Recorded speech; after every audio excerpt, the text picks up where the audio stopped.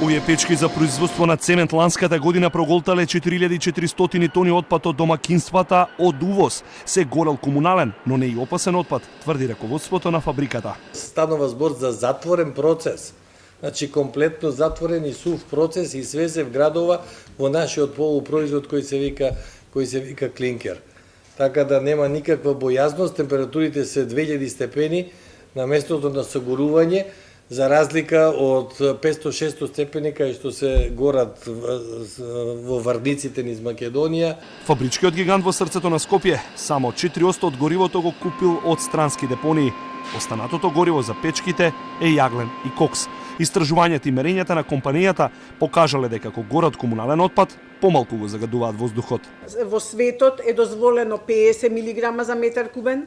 Со нашата дозвола, Министерството побара и ние нормално тоа го почитуваме, граничната вредност да биде 30 мг за нормален метар кубен, а годишните, средногодишни вредности во УСИЕ никогаш не надминале повеќе од 15. Помеѓу 9 и 15 е годишната вредност. Ако УСИЕ се огласи дека увезува и гори отпад, надлежното министерство знаело и одобрило на уште 444 компании да внесат во земјава алтернативно гориво.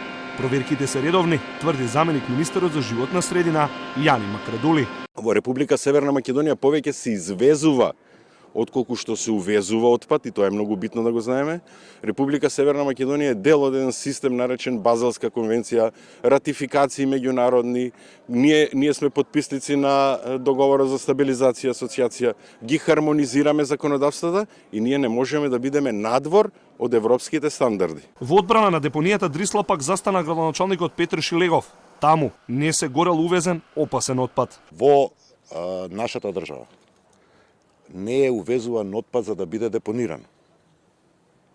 Што значи дека отпадот кој што се увезувал не завршувал во Дрисла. Што и колку отпад влегол во земјава и завршил во некој од печките, најточно знае Царинската управа. Компаниите кои увезуваат и користат комунален отпад како гориво стравуваат дека доколку собранието ги прифати законските измени за забрана за увоз на отпад како гориво, ќе мораат да се вратат на нееколошките горива, кои што земите од Европската унија полека ги изфрлаат од употреба.